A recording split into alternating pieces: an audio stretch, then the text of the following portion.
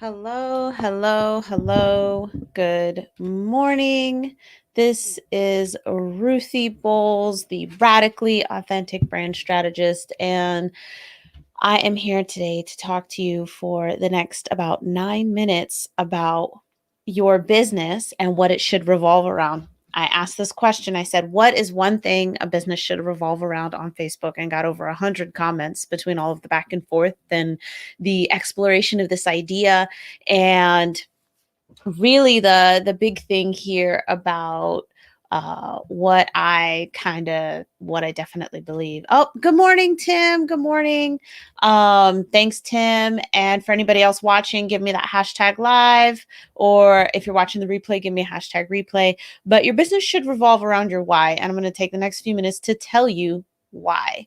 But first, I'm going to kind of go into I'm on a live. Can you please not come in here? Every time, every day. Um, so first, I wanted to kind of dive into a little bit of a metaphor. So I wanted to ask, do you know why Earth's magnetic field is so important? Um, Stick with me here. I promise it'll be good. So the magnetic field actually protects us from radiation, solar radiation largely, but radiation of all types. And so if you look over here on this side, that's what you see here is you see Earth and the magnetic field that it generates, and you can see that solar radiation kind of flowing off of it, right? Now, the magnetic field is generated by Earth's core. Now, our gravity is generated by Earth's mass. That's what causes gravity, in a combination of other things too, right? But the magnetic field is actually generated by the core, and without the core, without the magnetic field, most of us would die from UV radiation. Like that's pretty much where we're at. Like we would die without it. And so my big question is kind of like, okay, so if we understand that's kind of how it works in terms of the Earth and like the actual magnetic field, my question to other people, to business owners, is kind of like, okay, by not focusing on your business why, which I consider the core of your brand, the brand core, which is a concept I'm developing right now, why are you leaving your business open and exposed to life's radiation? Why are you leaving it open and exposed to life's radiation? And you might be wondering, well, what do you mean by life's radiation? And it comes in all forms, but it's basically anything that could harm your business or harm your ability to bounce back from damage done to your business. And this comes in a lot of ways. It could be trouble clients who drain your energy and leave you just like just so done and over with it.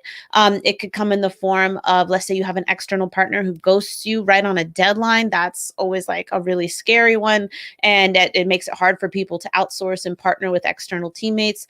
It could also be you had a business partner and they ran off with half of the business, right? It's the type of stuff that makes you want to quit. So why do you not?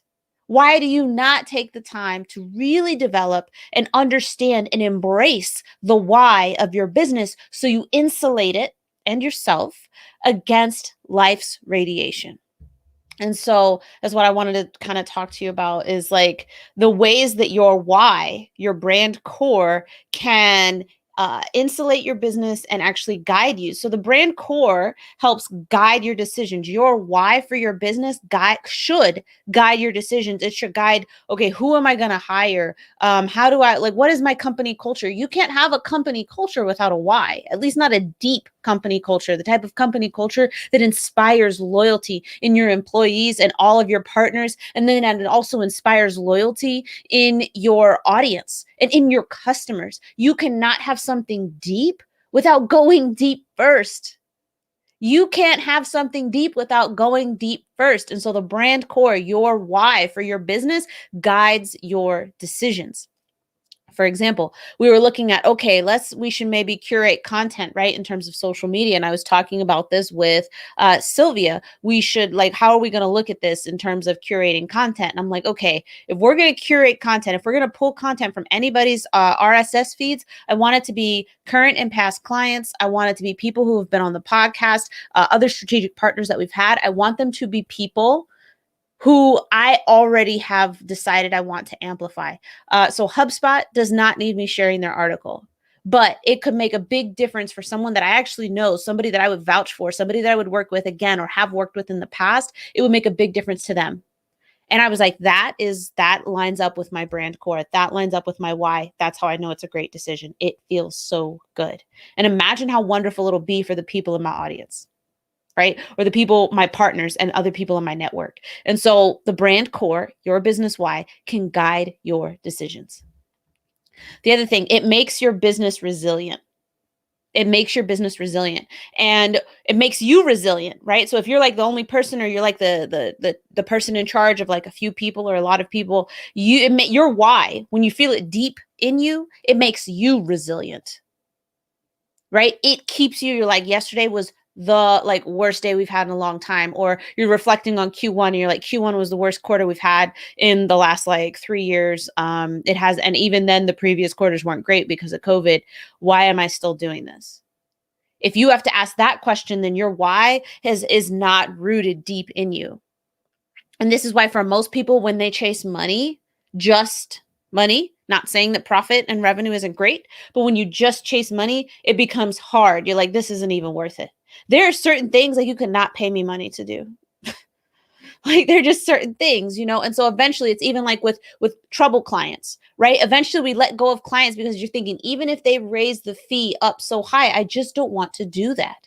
I just don't want to be a part of that, right? And so your why makes your business resilient, because when these things happen, and they will, it will be up to you to decide whether or not you can continue, that you want to continue. Is your why strong enough to help you become emotionally resilient and to help your business become resilient to the radiation and things that come up in life? This is the second reason why you need to work on your why for your business. And finally, your why infuses your marketing with something complex, that je ne sais quoi factor, where people are just like, oh, I just don't know what it is about them. Or maybe they do know what it is about you, but they're just like, oh, there's just that something there in the marketing. So I'm going to pull that picture back up. When radiation hits Earth's magnetic field, we're protected, of course. But did you know that it sings? It actually makes noise. It reverberates on a frequency, and it actually makes noise in response to being struck, very much like it would a bell or a drum. It responds to being struck. And we know that some of the absolute best stories that we have talk about struggles that we've experienced just before triumphs. You can see it play out in every single movie. So when you are resilient, when you are able to keep going in the face of the life's obstacles and the radiation, as I said, you create something bigger than yourself. You create something that could exist without you, but you have to infuse it with that soul first, the why. You have to infuse it with that first, and eventually it could grow to be bigger than you, but not without the why infused first. Got a few comments here. Oh, hey. Yes, I'm really glad I was able to share something with you, Tim, about that. And Steve is a fantastic business coach. So hearing him say great strategy, so true about chasing money. Thank you, Steve. And so, yeah, so that is what I had for you today. And this is the big drive behind the why workshop. So if you think that this is something you need to do, it's in 2 Fridays. It's going to be Friday afternoon, why workshop to dive deep into this. And there are, I think, 5 or 6 spots left for this workshop. It's going to be a max of 10 people. So it's going to be very intimate. Let me know if you need to take part. So that's it from me today.